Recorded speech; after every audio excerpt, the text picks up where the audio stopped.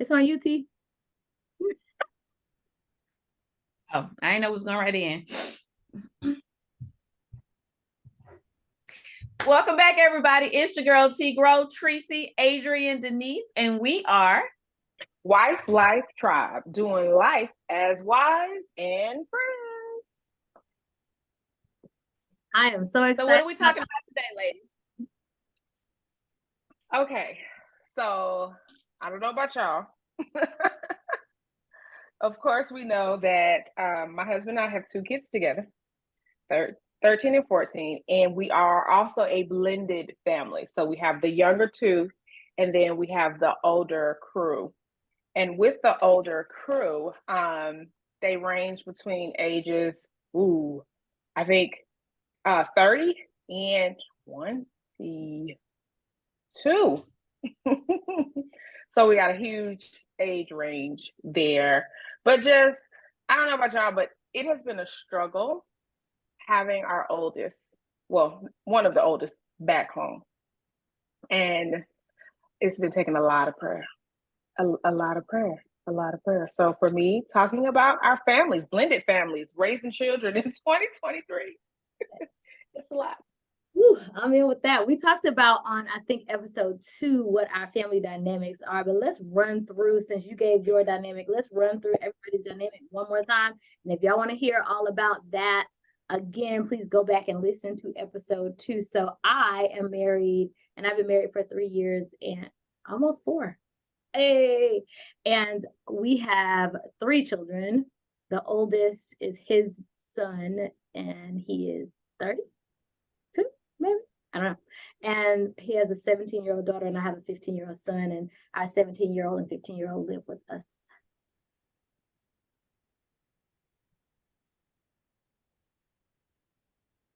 Denise? You're muted, dear. Denise, you're muted. I do not have a blended family so much. I have a husband and 3 kids. I do understand about the whole oldest being at home and not at home because my oldest is in college. But yeah, the oldest in college, my middle child is in 10th grade, and like my last one is about to hit high school real soon. So I have no toddlers whatsoever. Hallelujah. But yeah, all this time I thought about diaper bags. Right. So my husband and I have been married for 15 going on 16 years, and yeah, we've making it. That's all I got for you now. We're making it. So I am a fiance. And we have 2 kids. I have my son, and he has a daughter. They are literally the same age, almost to the day. They're 2 months and 2 days, something like that apart. They are both 18, getting ready to turn 19. My bonus daughter lives in Birmingham, and my son lives with us. So I am definitely looking forward to this conversation, because parenting can be for the birds some days. I mean, it has its amazing rewards, but some days it can be for the birds. And that's parenting. And then co-parenting, adds other twists to it. So I'm looking forward to this topic today. Yeah. It has definitely, of course, raising the 2 younger two, it has its ups and downs, but of course, we manage that pretty well. Of course, here lately, I've noticed that as the kids have gotten older, how my husband not manages or deals with my daughter versus my son. It's like, So I have to be mindful to keep an eye on what's going on. And I even had to bring it to his attention, like if our son was to do something, he's tougher on him versus my daughter. And I'm like, nah, we're not going to do that. And the other day, I think she asked him for something. And he was like, because your mama said I let you get away with too much. So let me talk to her first. And he is like that. It's like, as they say, she has her dad wrapped around her little finger, and I see it, and I'm just like, No, we're not doing that. The answer is no. The answer is no. So how do you deal? And then we'll talk about co-parenting, the blended family piece, because that has been a challenge. And I know it can be a touchy area for some, because I know at the beginning of our marriage, it was tough in the beginning, but we've come a long way. I want to go back to something that you said, because we have had this conversation before as well, how the children kind of have different responsibilities. There's more that falls on my son than does on my bonus daughter. And I'm just going to refer to her as my daughter from this point on, because she mad, baby. But my son has more responsibility than my daughter. But then my husband, he very frankly reminded me that in this world, there is more on men than there are on women, especially when you're Black. So he was saying that the responsibility of some of the things that Bryson has to do, although it seems like more, it gets him ready, because women are naturally multitaskers and men are not. So giving him more kind of gets him ready to be able to take care of himself a little bit more. So that was something that he said that I understood, but I didn't 100% agree. So it has been a little bit tough from time to time. And he didn't say it in those words. That was kind of how he explained it, and that's what I interpreted that he was saying. But no, we changed some of those things, because you can't do the trash and do the dishes and do the this and do the that all the time, and then everybody else in the house is only doing one thing. That's just unfair. And Bryson might not even notice it, but I do as his mom, you know. And I've never really looked at it like how your husband said, more responsibility, you know, as they become older does fall on men. I like that. But at the same time, I'm with you. It's like, I feel like there needs to be a balance. And sometimes as moms, we have to point that out, because dads may not see it, or the significant other may not see that. And it's like, my son couldn't, okay, if it's week to do the dishes, and if he doesn't do it, and my husband has said multiple times, do it, he will wake him up when he gets up at 5 o'clock to come do the dishes. But you won't do baby girl like that. No, we're not doing that. We're not talking about the exact same thing. But I'll let Toy, you like you have something you want to add. Y'all see I'm antsy over here. I don't like that. I don't like I think traditionally that's what we are kind of conditioned to think, you know, as far as, you know, the men having to have more responsibility. And that is used a lot as an excuse for why some dads, I'm sure it's not all, or some men feel like they need to be harder on the boys versus the girls. I actually was just talking about this in my therapy session last week, because it's something that we deal with, and something that me and my therapist discussed. A perspective is that's not necessarily the case, you know, depending on what's ahead in their lives, right?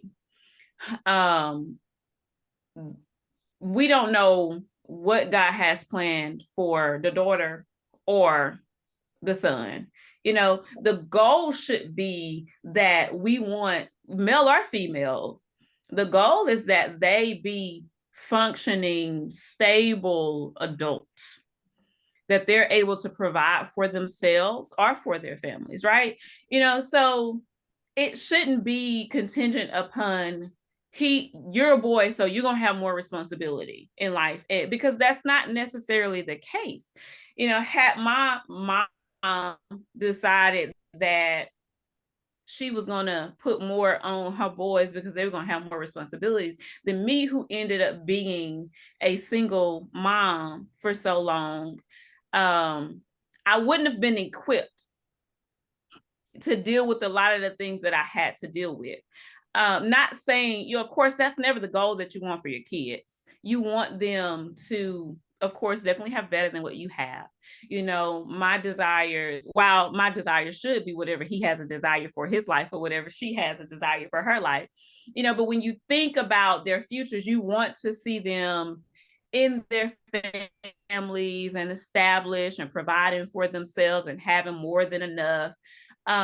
But just as general adults, not necessarily as the man who's the head of the household or the woman who has to be the head of the household. Like, I want them both, despite what their lives present to them, I want them both to be able to deal. I want them both to have coping skills. I want them both to be able to provide for themselves, nothing based on their gender, nothing based on whether they are male or female.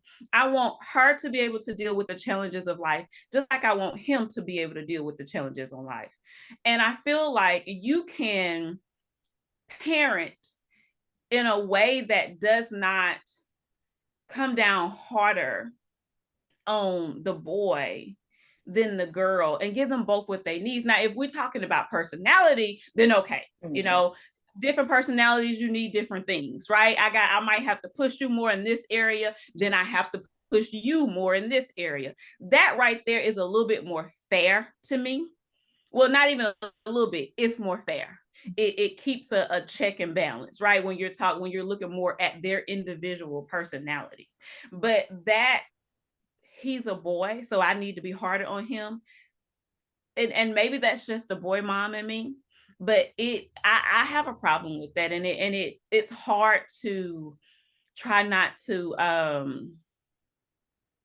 be not necessarily defensive, but to fight for fairness. You know, like I really want in those cases, I'm like, no, we got to be fair. Like, I need you to see how this is unfair, you know, and it makes me feel like I need to kind of respond in an offensive manner on his behalf, because kids pick up on things, you know, especially when they are of a certain age, you know, and I don't, whether it's the boy or the girl, you know, I don't want him to feel like, well, I'm always catching the blunt of everything because I'm the boy, you know?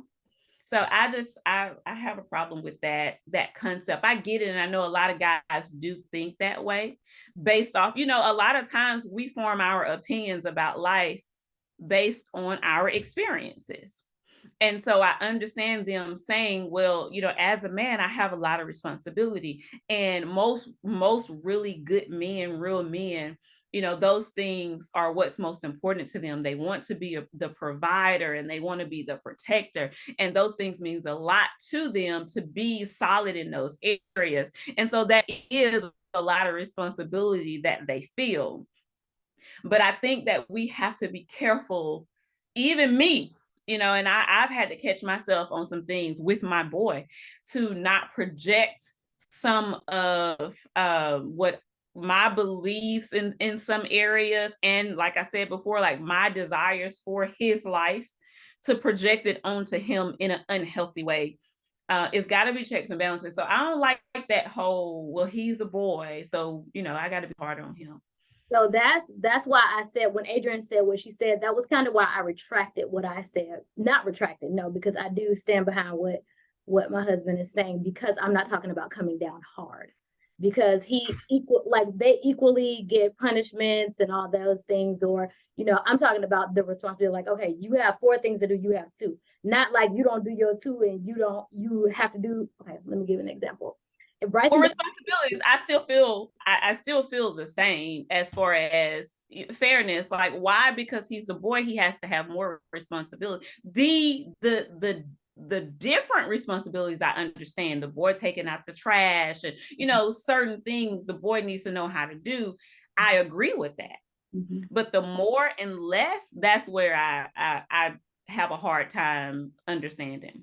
Right. And I get that. But kind of to your point and to Adrienne's point, you guys both brought up them like having the same consequence, or not like coming down on this child because they didn't do such and such. The consequences here are all the same or whatever. So if Bryson doesn't do dishes on Friday, which is his day, or Maya doesn't do dishes on Tuesday, each one of them have to pick up Sunday, you know, because that's kind of the free day. So it's all the same. Like the only extra thing that Bryson has to do is take out the trash. But we have so much trash. I believe that there needs to be like some equality more so in those kind of things. Like you're not taking out 8 bags of garbage and ain't nobody helping you, or ain't nobody putting forth no effort, but everybody got trash in their room, or you're not going to be the one that's always vacuuming the floor and ain't nobody else vacuuming the floor in the house. Like that's not, and that was for Maya, like we're not going to do that. We have to kind of equal it out. So yeah, I agree with you guys to some extent, and I agree with Carlos to some extent, and we try to put it together so we can be yeah. But I think go ahead, Z. I think she froze. Go ahead, Adrian. Oh, I was gonna say I agree wholeheartedly, Tracy, on what you said. You have to find that balance in your family and what works. And communication is definitely the key. Now, has it always been easy to communicate? No, it takes time. And a lot of people, I think, may look at our marriages and feel like, oh, they got it going on or everything's together. And it's like, no, that's not the case. We disagree quite often. We just don't publicly put it out there. We choose to deal with it in-house. And then if need be, seek the appropriate counsel. Because sometimes people use social media as their counsel, and you have all of these people pouring in, and it's like, yeah. So I think communication is definitely the key here, with that, to be on one accord.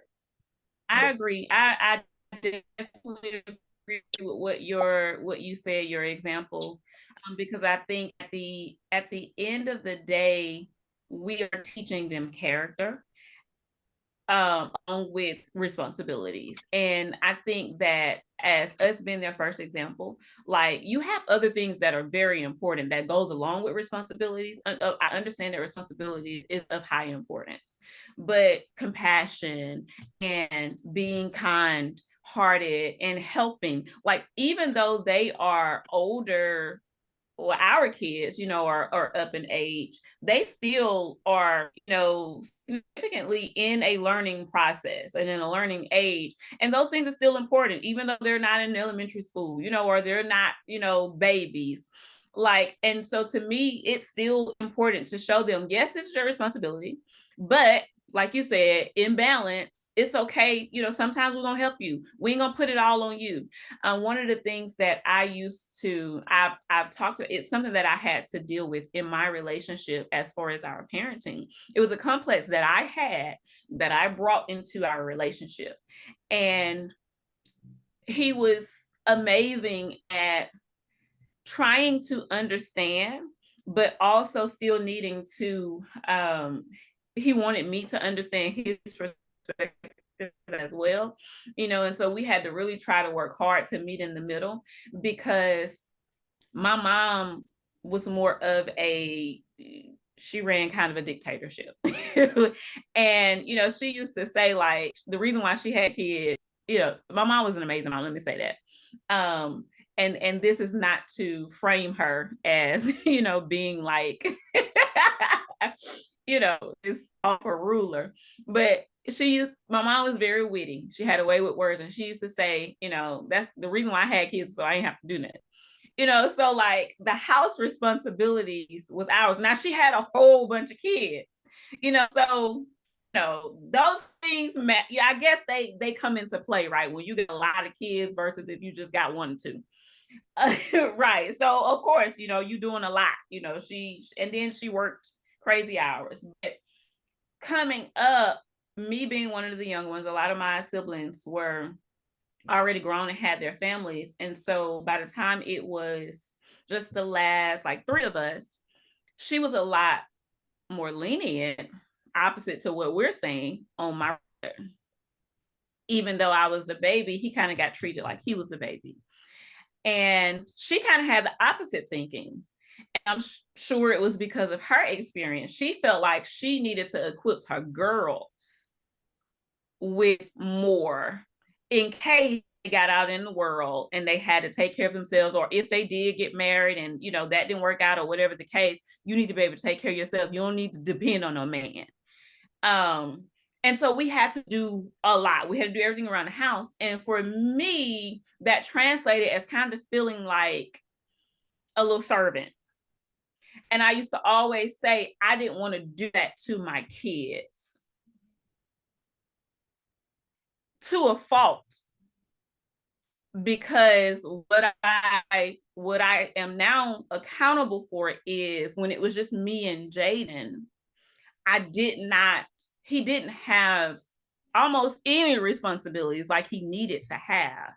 And so when we started blending, now having a man in the picture, a different type of authority, it was harder on Jaden to adjust because of what I did not put in place structure-wise and responsibility-wise. I'm accountable for that now.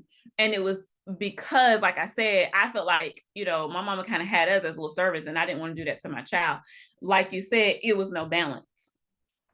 Jaden, when he was coming up, I pretty much did everything around the house, besides like, him kind of tighten up his room.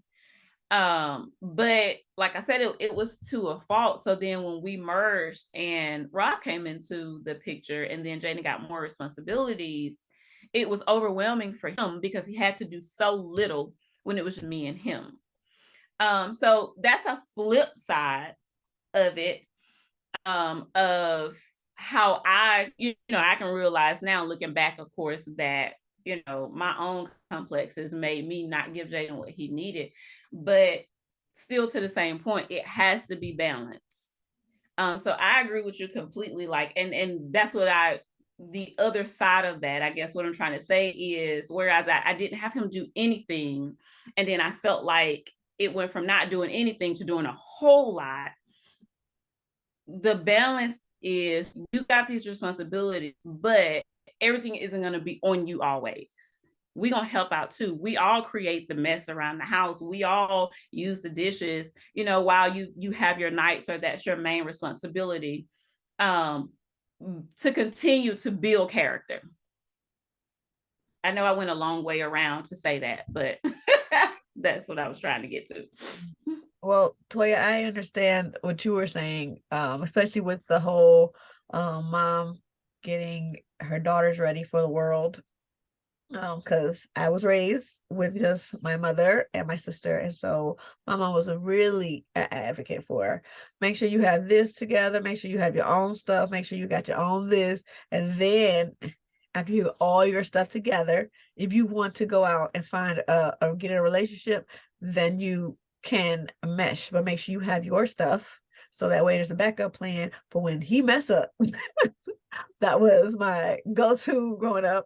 My grandmother was more of a, well, honey, you need to know how to do this. Because I'm like, why am I always doing something else here? Like, why are you showing me how to do this? I don't really care for this. She said, well, guess what? Let's think about it this way. Say I die, your granddaddy died, your mama died, and that means you and your sister off somewhere in foster care, in this, and you don't know how to do this, don't know how to do that, don't know how to do this. That means they're going to mistreat you because you're not going to be able to do it yourself. And they could not do it for you either. And I was like, oh, okay. Well, all right. So yeah, I learned how to sew and do my laundry and had to wash the dishes and and I was like, all right. And so that's the way that's what I took from my grandmother.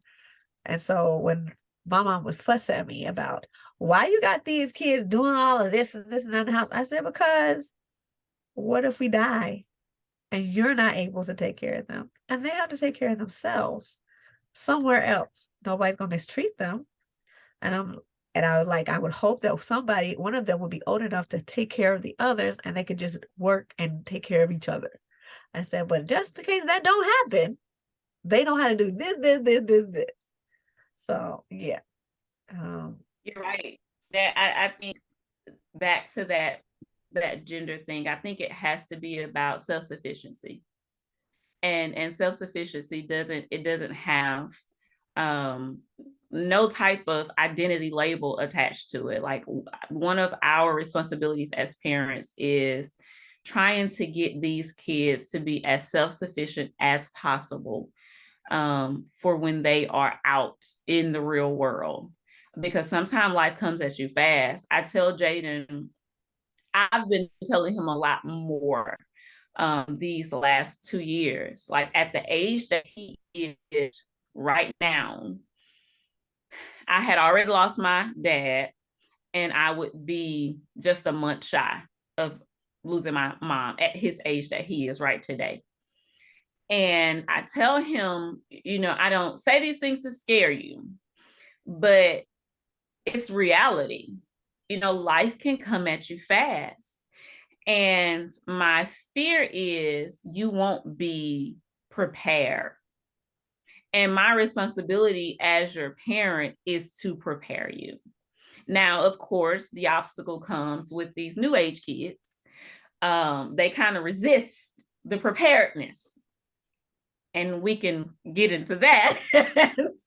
But it's been a struggle. But, I tell him and I tell Rob, I'm thankful for what he has brought into the picture. He has given Jaden a whole lot of what he needs as far as preparing him as a man, that I can't.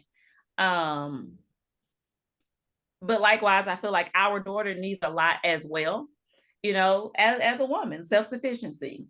But with Jaden specifically, because I can speak more to him than I can to her, I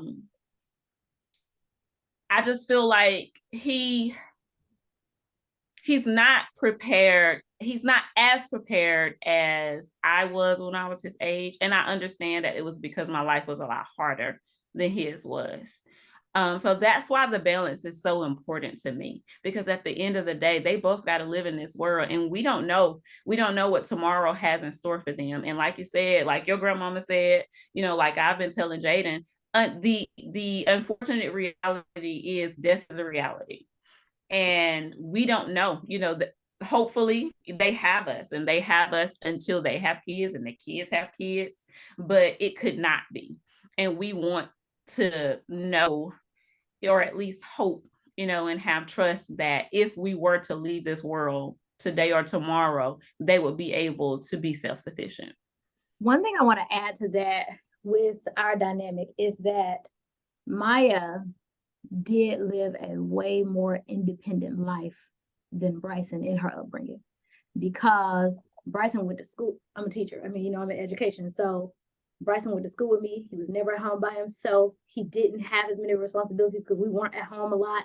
But on the other hand, Maya was a latchkey kid, so she took a lot of the responsibility. And my husband brought that up a little bit too. He was like, our kids are not independent because of the time that we live in. Like they don't even want to walk down to Walgreens, which is less than right.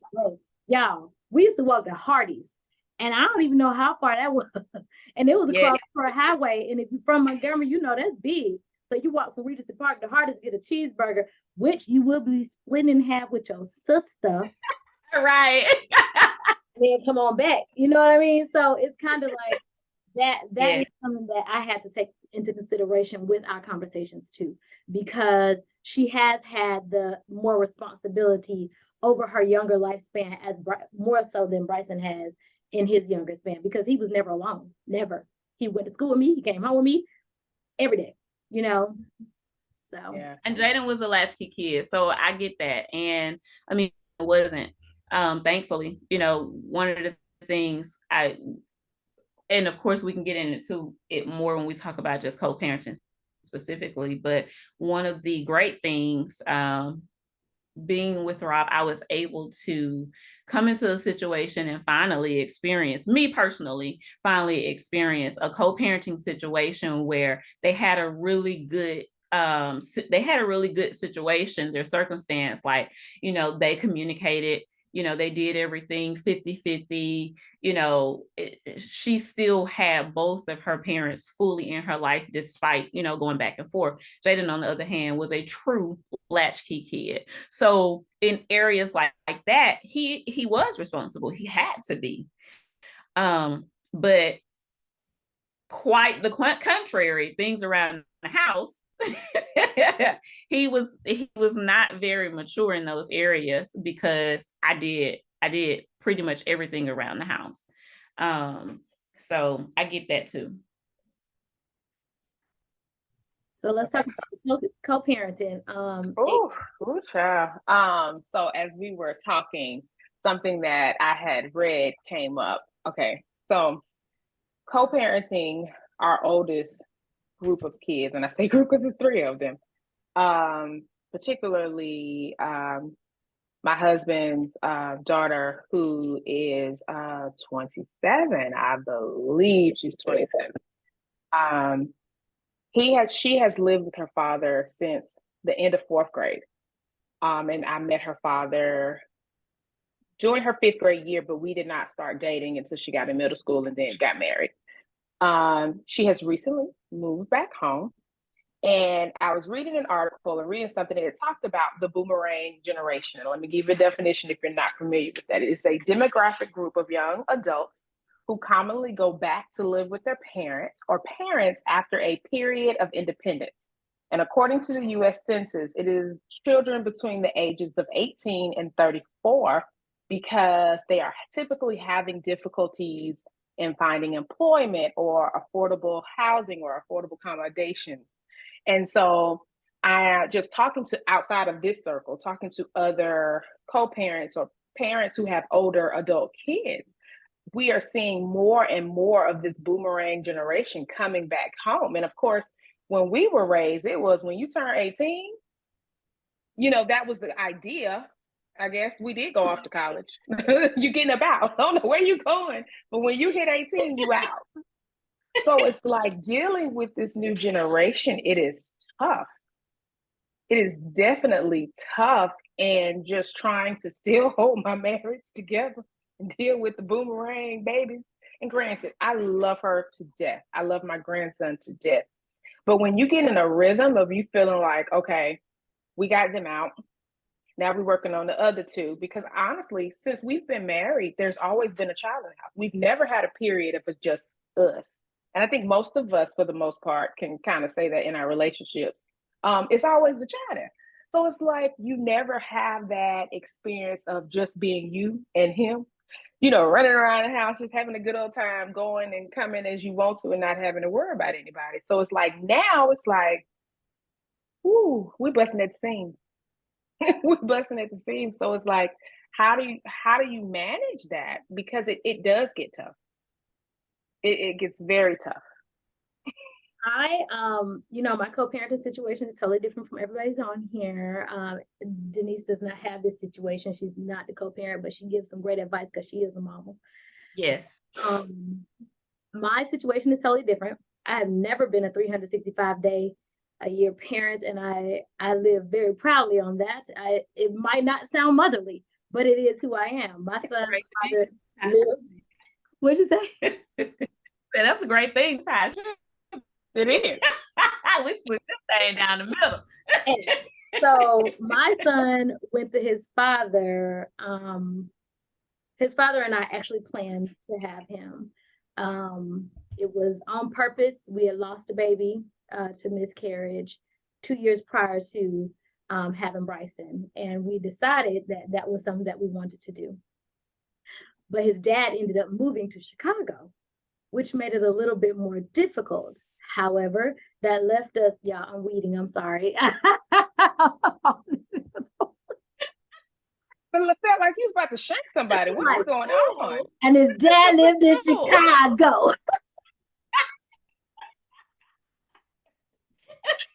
My bad. Okay. So I'm going to keep playing with this because it was very calming. So, if everybody want to pick up their weed. Whatever floats your boat, sis. Whatever floats your boat. His dad lived in Chicago. Like me.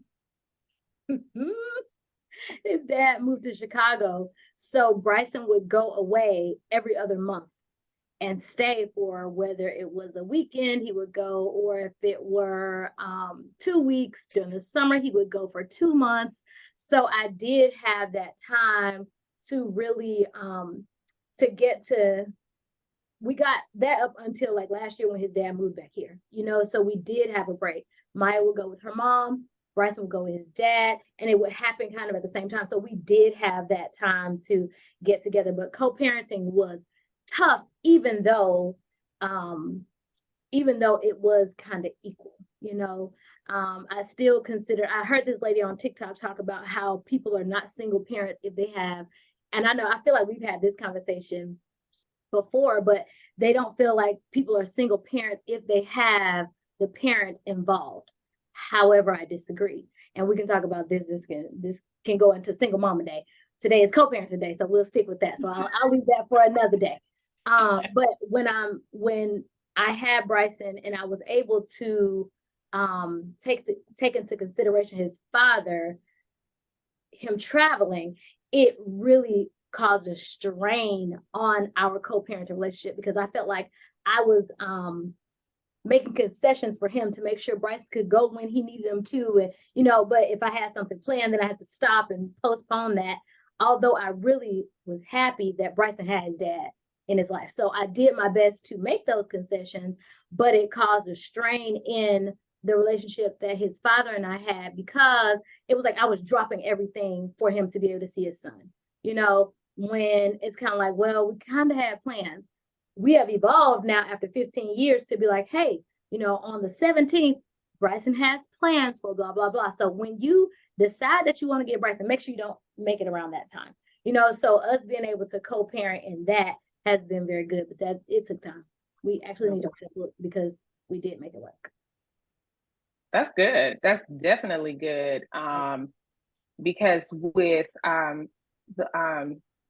Kelsey, there wasn't really co-parenting there. And I'll just say that, I'll leave it at that. It was when she lived with her dad, she lived with her dad. And I think she probably only visited her mom twice out of that time period. So I think that's great to have that relationship, because it's definitely needed. It's definitely needed to know that it's not just the step parent, the husband or wife, and then, you know, just you two. You can navigate it as a team. Yes. Denise was about to say something. Yeah, your encounter kind of jogged a memory.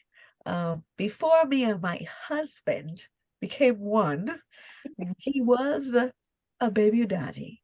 And I do remember those struggles, having to feel like every time there was an encounter or event that his parents wanted a son to go to, I was supposed to drop everything and pack everything up. And I'm like, wait a minute, he gotta have diapers, he gotta have this, he gotta have that, and you want to come pick him up in an hour to go what?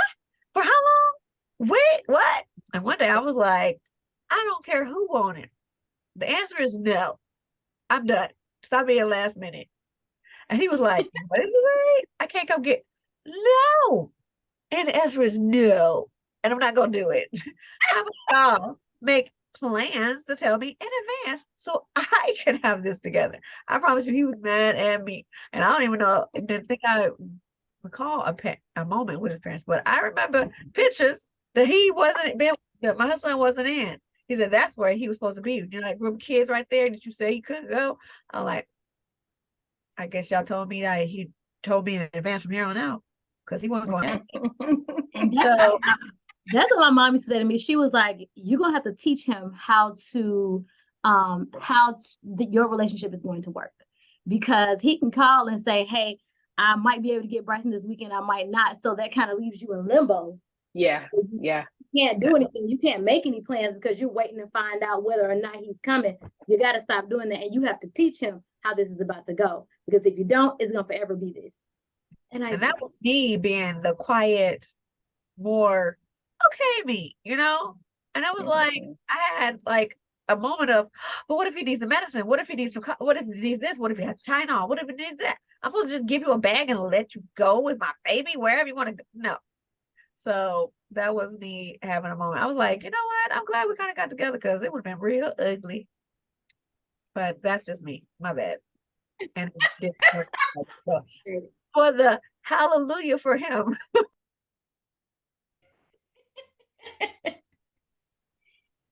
So I'm glad it's kind of worked out more so as Bryson has gotten older, because now Bryson has to make the decision as to whether he wants to stay at home or go to his dad's, you know, because we were dictating that for a long time.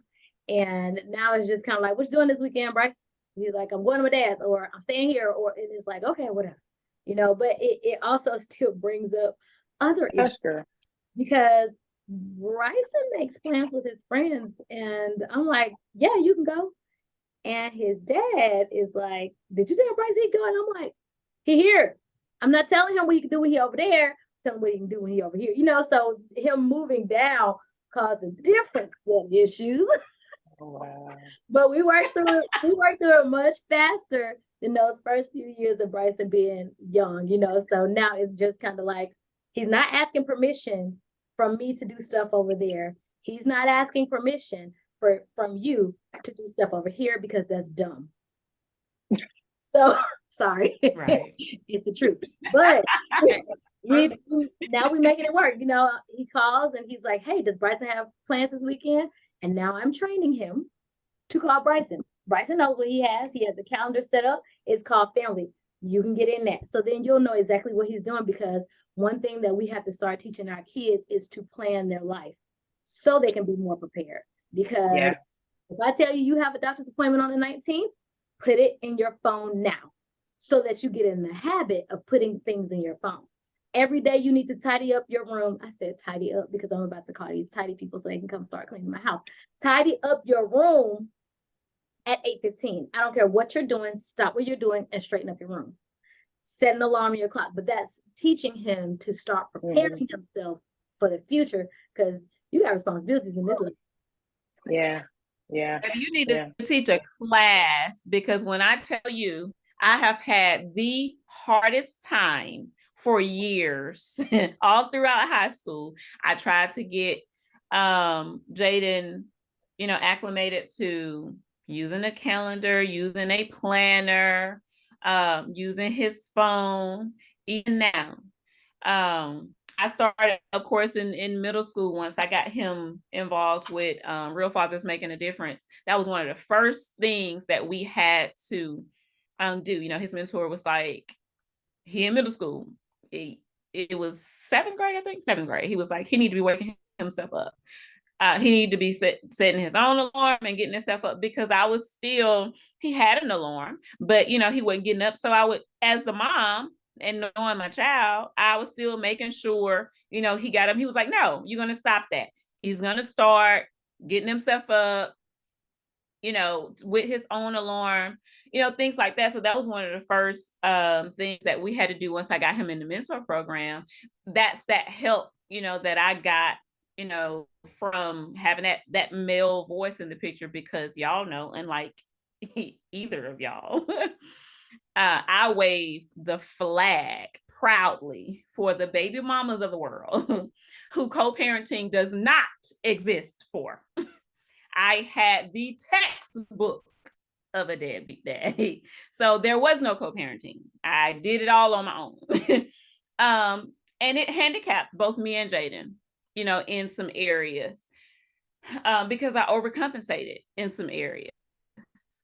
And so that was one of those things like that, like you said, like getting him to schedule his life, getting him to be on time. Now, thankfully, he's been working for almost a year now, and that started off really well. He was been to work like every day, and we was like he has no sense of urgency. That's a whole nother conversation. But that's why I say you need to teach a class, because I've been trying to do that for the longest, and it is so frustrating. But all the tools, all the technology that they have, and they refuse to use it. Girl, I could teach a class, but would they show up on time? Yeah. Maybe I forgot to put it in their calendar. I love my baby to death, but y'all know this story, and I'm not about to tell it on this podcast. But we had an issue with my son waking up. He got left at home. That's all I'm saying. We're not going there.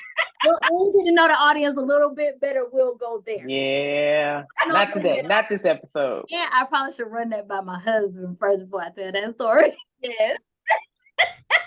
Definitely I bought Bryson an alarm from Amazon, which we can link in the bio, where it vibrates. Not only does it make a sound, but he sleeps on it. So it vibrates on his chest. I told him to make sure he had it on his chest and nowhere else. You know what I mean? So he put that thing under his chest, And in the morning time, it'll shake him to wake him up. It's been working for the most part, but I still get up to make sure he goes to school. That's something that we struggle with, that balance for me specifically, because I'm that parent. I try to put all these things in place because I know who he is. But because I know who he is, I'm the plan B. I'm the backup. I'm the push. You got to be at this door at a certain time, and I see you moving too slow. So I'm pushing. Whereas on the other end of the parenting pole, Rob is like, nope, let him be late every time. And it's so hard for me to remove myself. That's something I'm still working on. And I know that he needs to fall on his face in some areas. I know that's a part of life. I know that that's healthy. When you have certain habits that lead you there, it's healthy. But it's still so hard for me to, for whatever reason, in my head, I feel like if I don't do those things, I'm not parenting. So I recognize that as internal. And I'm like, but I know him and I know he's going to drop the ball. So I'm going to push him out this door so he can meet those obligations that he has. And I, of course, know I'm not going to always be able to do that. And it gets so frustrating and it can be so overwhelming. But I struggle with that. Yeah. It's definitely hard as a parent to watch your child struggle in areas and have those stumbling blocks, because it's our nature to want to help them, to want to cushion however they may fall. But like you said, we're trying to teach them to get out here and be productive citizens and be able to manage on their own. But at the same time, it's also alarming and concerning. Like, these are all adults out here. And it's right. Because I don't want a cushion. That's not what I want to do. I want to push your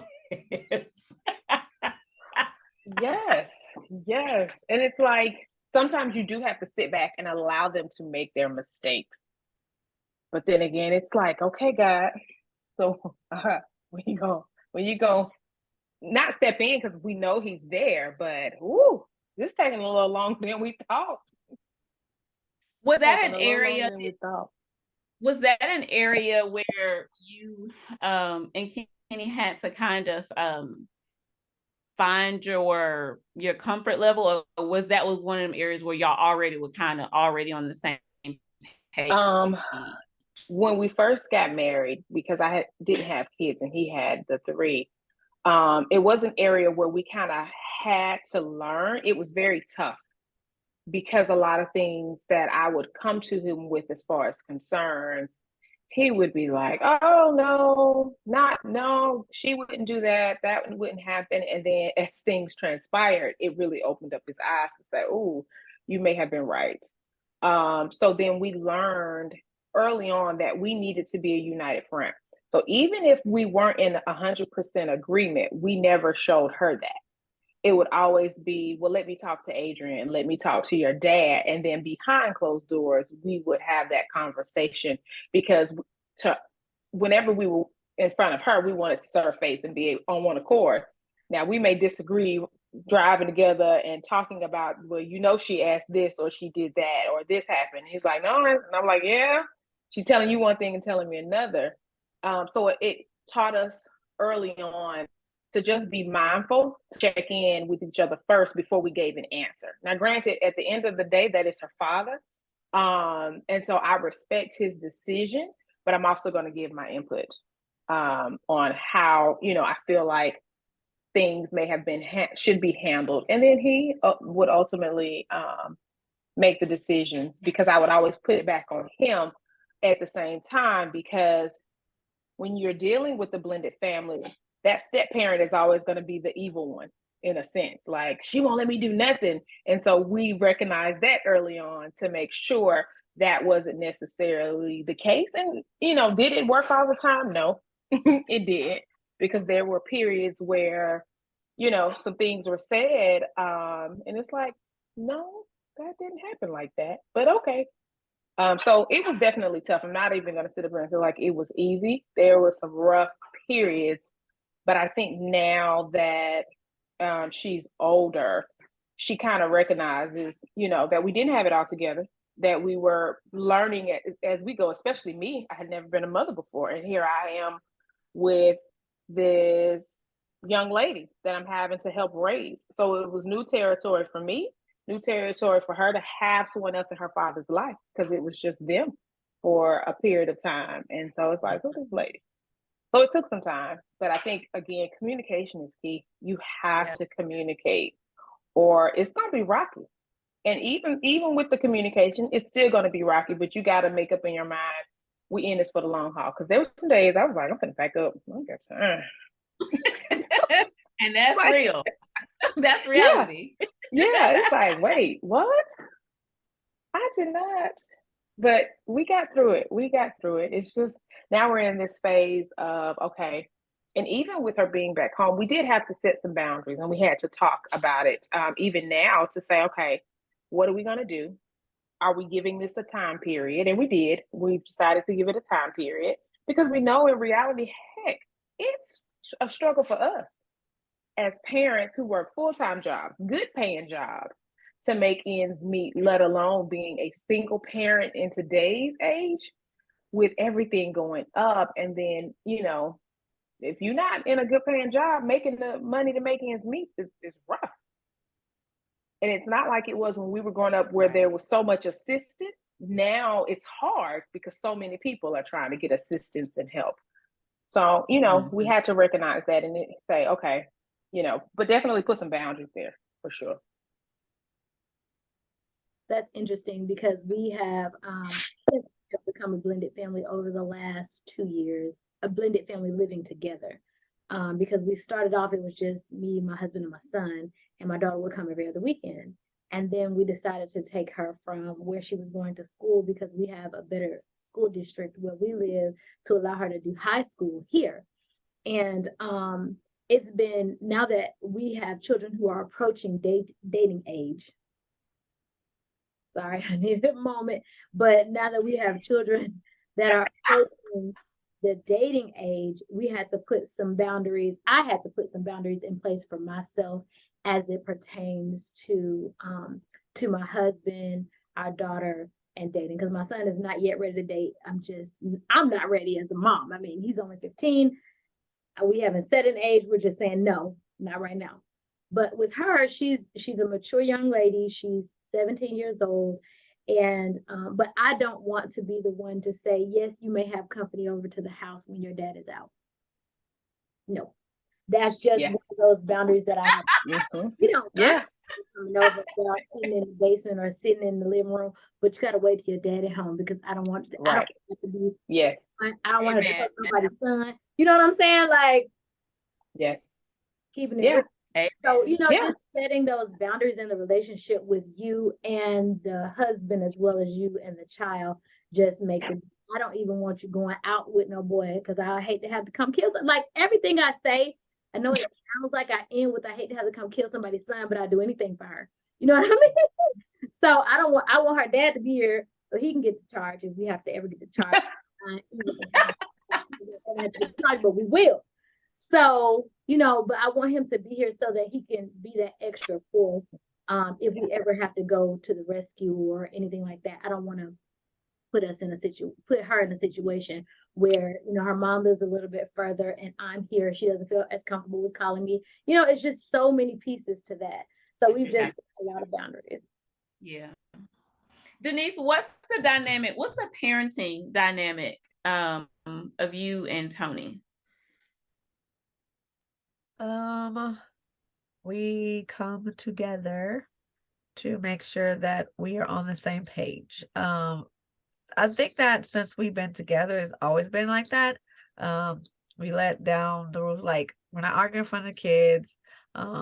Everything that we were trying to agree with, we make a decision before, even if we don't agree with it, it's kind of like, okay, fine, then it's on you. And then I do know that at times my daughter is my biggest, you got this because I can't, because I'm going to murder her type of situations. Because he's gotten better with he's more of a talker now, whereas it was before in the beginning of our lives, it was the boys, and then he had the daughter, and it was like, I can't be like that with her. I was like, well, then get out of the way. I got this, right? And so, at this day and age, I still want the kids to be able to still feel comfortable coming to me, and so I don't want to be the tigress at all times. And so I step back, and I'm like this while he's talking, and he does his prophecy and his okay, so let's do, and I'm like, yeah. So whenever I am at the point where I feel like the kid's probably gonna run away because I have lost my cool, I'm like, this is not the time, Tony. You take over. You take over right now. So that we kind of work definitely as a team with that. And then afterwards, if I jump in at the wrong time, he'll look at me, but he will keep talking, let me talk. And then afterwards, he was like, yeah, you didn't need to come in at that time. I had it. Like, so after the kid's gone, he was like, yeah, you didn't have to do that. And so for the most part, we have that down. Every now and then I have to be like, I think that you were a little harsh on the boy when it should have been, you should have been harsh on the girl because she had lost her mind. But because the boy had lost his mind because she lost her mind, it go like that. And so I do that. I was like, that wasn't okay. You still got it. You still got it. She still got you right here. Don't do that again, because he did not need all that extra fussing. So we are good when it comes to the kids for the most part. I don't recall us ever being like, nope, I take that back. There was a point in our life where we were not as, I guess, understanding of each other. And so it felt like my husband thought I was just mad all the time. But when in reality, it would be like, I'm at home with the kids all day, and he doesn't hear me giving them my Mary Poppins voice the first, the second, and the third time. He only walks in when I've talked to them for the 8th time. And I told these beep, beep, beep, beep, beep, beep, beep, beep, beep, beep, beep, beep, beep, that this is the last talking to them. And so it sounds like I'm always at the kids. And so he was like, you're always mad at the kids. You're always yapping. And then he had to step back and pay attention, because one time he was like, well, she wasn't mad at him then. Because I will go, rawr! And then I'll be like, Tony, what did you say? And he'd be like, what? So you not mad right now? No, I just told him 50,000 times to do that. So I just let him have it, because I'm tired of giving them Mary Poppins voice. They don't deserve it. And I come back and I'm okay. And he's looking at me like I'm crazy. So he had to understand that I wasn't viciously angry at the children, that I was giving them their just due, because I didn't told him 10,000 times. And he had to realize this. And so now our lives are understanding and talking, and we are come together. But we had it before. He thought I had lost my mind. That's what that shift change is. Your husband has got a whole different shift than you. And then all of a sudden they have to work nights, midnights, and they're not ever there. Or they work early morning, and then they come in, and then your day is different. And so that's where that was. It was a shift change in his schedule, and it threw him off. So no, I don't have trouble. We always work together as a team. And I'm usually the bad cop. He's more of the good cop at this moment in our life. Cool. It was hard for me and Rob at the beginning, because it was hard for me to kind of release the reins to him. Being the sole, disciplinary, empathizer, nurturer, Giving that discipline role to him was really hard for me in the beginning. I wanted it. I needed it. I appreciated it, but I learned about myself that was kind of, I think that was when I first learned that I in some areas, I have a little bit of a control issue because I wanted him to do it. But then when the way that he did it wasn't the way that I did it, or the way that I would approach it, or, I was like, hold up. I appreciate you doing this. However, so Did you it was say a it bit like of that though? Did you say No. it like that? Like, hold on, that was good, but Yeah. No, no, I was in tears. Like, oh my God, my child is gonna feel like he's all alone in this house. Like it's us against him. Like I've just abandoned him for you. And I was so worried about Jaden feeling like he no longer had an advocate, or like I was no longer his protector or on his team. That was my biggest worry. I didn't want him to feel isolated within the blending within the relationship.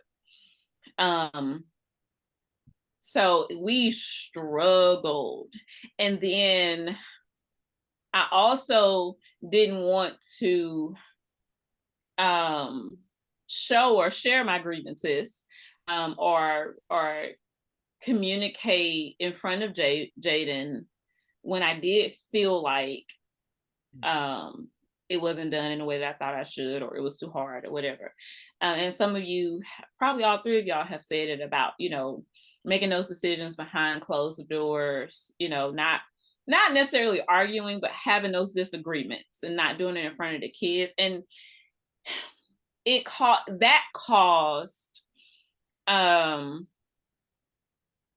it caused kind of caused kind of an issue for me and Jaden.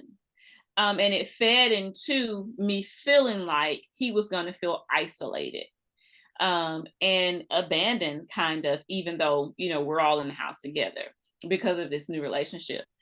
So I struggled. We've grown so much thanks to therapy. And thanks to us both being willing to learn a new way, because we both had to learn a new way. But it brings me to my last question. I know we got to wrap the conversation up. Before you move to a different thing, you said something that triggered a thought for me. You were, dang it, I forgot the doggone thought. It's 42. You said something, about arguing in front of the children. So my husband had a different point of that. And we tried to kind of incorporate this into our relationship. One thing that he brought to my attention was that if the kids never saw us take opposing points. That's what I was about to get to. If the kids never saw us with opposing points, they would not know that it was okay to disagree.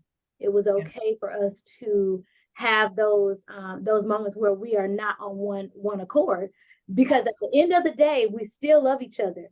No matter what, no matter the disagreement. Right. Now, those big issues, we ain't had those conversations in front of the children. I just was like, we can talk about this later. But I didn't say it like that most times. Sometimes I did, but most times I did not. I try to keep a soft voice. I try to use my Mary Poppins voice, Denise, with my husband, more so than I'm talking to my friend's voice, because I feel like that shows him a level of respect, a level of love, and it keeps our house peaceful. But it was important to him that we let the kids see us at odds sometimes, so that they know that it's okay to have disagreements with people, and it shows them how to handle those situations. So yes. I guess I should change that into a question for Toya's sake. How do you guys feel about that? That was going to be my question, Tracy. I was going to ask, who taught you, or were you taught how to argue in a healthy manner, or how to disagree or deal with conflict in a healthy manner? For me, I was not taught. And so I came into a relationship not wanting to argue at all, because that's all I saw growing up. I saw a lot of arguing, a lot of fighting, a lot of conflict. And so the little girl in me was like, I'm not going to have that when I get into a relationship, when I become an adult. And so that's how I felt. I felt like we were doing it right by, handling those differences behind closed doors. And for the most part, that is usually the case to a certain extent. But I agree with Carlos 100%. Like, we're their model. They have to see an example of the right way. That there has to be a benchmark, right? Without a benchmark, you just shooting blind. And for most of us adults in our generation, most of us, we be shooting blind until we learn a new way. So that's my answer. Like, I didn't have an example. And like I said, it ended up causing a conflict with me and Jaden, because I then had to go back and say to him, you don't know, when I speak up on your behalf, when he felt like abandoned, or like, you picking his side, and, I don't have anybody I can talk to anymore, because I did recognize that it was a hard situation for him, because again, he was getting parenting and discipline that he wasn't used to having. That was my fault. I had to eat that. I had to own that.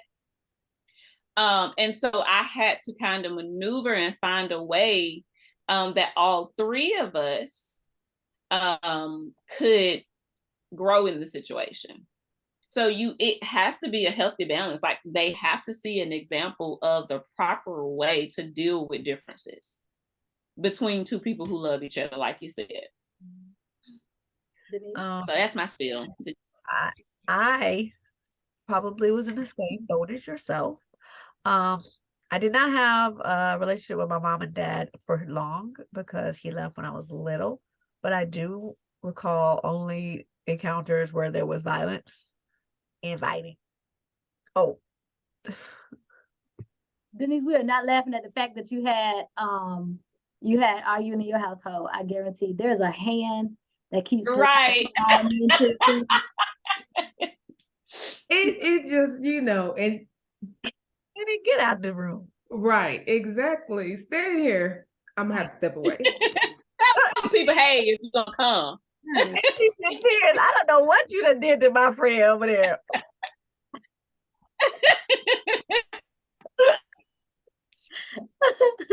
Keep your story going, Niecy. Yeah, like I was saying, when I was I want to say my father wasn't there longer than maybe when I was almost about to go to kindergarten, but all of the encounters with him and my mom were all violent and arguing and fussing and all this other stuff. And so the only other relationships I got to watch was my grandmother and my grandfather.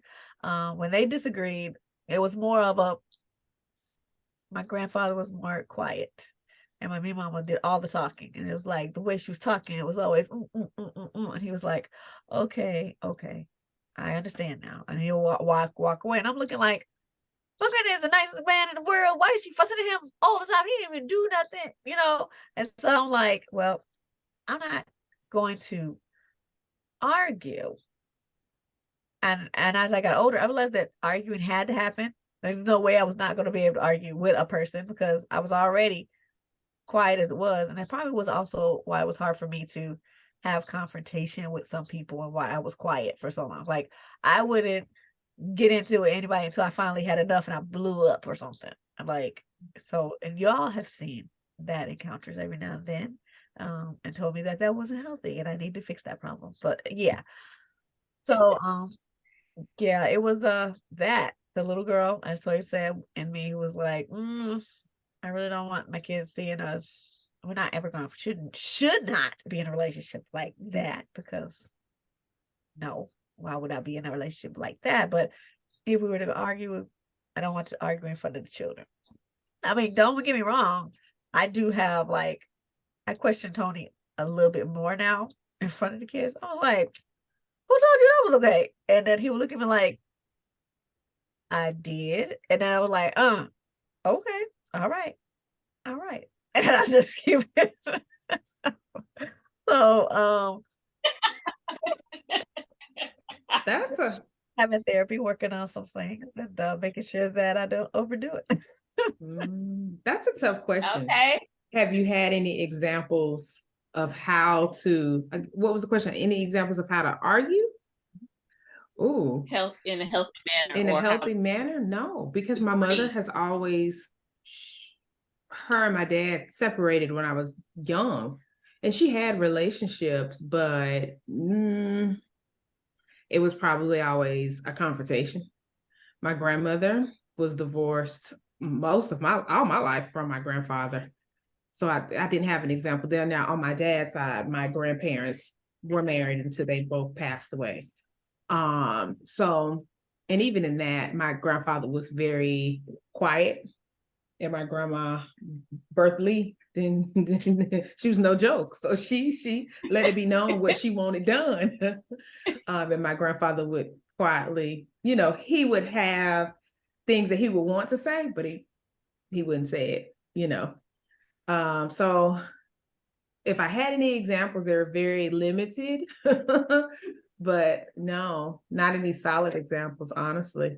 And I've never really thought about it. And I guess in my head, because I think I've always been in long-term relationships anytime I was in a relationship. So I wanted it to work. So I think I was willing to compromise in a sense to make it work. Yeah. So I am in the same boat as a lot of you guys. Interestingly enough, my dad and my mom split when I was very young. I believe I was 2 years old when they got divorced. And my mom and my dad, from what I hear, because I don't remember, they were like at each other. Like she was a leader, he was a leader, which ultimately made me a leader. Yeah. And we're using the word a leader as a positive term for someone with a very strong personality. But I never saw my mom have a healthy argument with anyone. Now I do see that now that she's older and she's wiser. But I mean, growing up, I did not. By the time my mom started having those healthy arguments and disagreement with people, I was out of the house. So it was like I didn't see that. My dad, on the other hand, my dad passed away, but he had a wife who was very meek, and she's just the sweetest lady. She was just the sweetest lady to him, and he was still harsh because he was just a harsh dude, with other people, not with me. But I never saw healthy arguments. But that is one reason I started my podcast, because I know that what I saw is not right. It took some time for me to realize that it wasn't right, because I was real rah-rah, and you guys hear me talk about the fact that I used to throw my ex stuff out the window and care nothing about it, and would tell him to go pick it up. Like it was kind of just, I wasn't violent at all, but I just was never scared. That's a problem when you 5'1". And you might be 5 foot if you take your shoes off, but it's just a little feistiness that I have just naturally that I've had to curb. And listening to women talk about their relationships, it's given me the thought that a lot of our relationships are so similar. There's so many people who go through the same thing, and you just don't know it because we as Black people don't open our mouths and talk about it. Right. And my mom was married 3 times. I saw her argue with those people multiple times, and it was not healthy. And she knows that now. And we talk about ways to kind of curb that. She's like, Tracy, you got to stick it out. I'm like, Mom, I'm not saying that we have an argument and I'm about to leave my husband. Right. Our argument is not a screaming match. It's not black and white. No, and I'm not throwing stuff at him. Right. Sometimes, no, I'm kidding. I'm not throwing stuff at him, and we're not screaming and all that. It's a disagreement. And that's the difference that I've seen in you guys, me, and the women that we hang with versus the women that we were raised with. So I feel like we're preparing our children in that vein to be better than the generation before us. Yeah. So although we might be dropping the ball and making them self-sufficient, they are learning to interact with people in a positive manner. Definitely good conversation, ladies. Good conversation. Well, I think that was pretty much a wrap for today. If you're listening and you are in a similar situation, that you're dealing with these kids in 2023, or you are a blended family with your boomerang kids back home, definitely drop in the comments, how are you dealing with it? How are you navigating? Because I think we're all in this together to learn and grow from each other. So we would love to get your feedback, your thoughts, and definitely check out our first episode to get to know a little bit more about us. But until next time.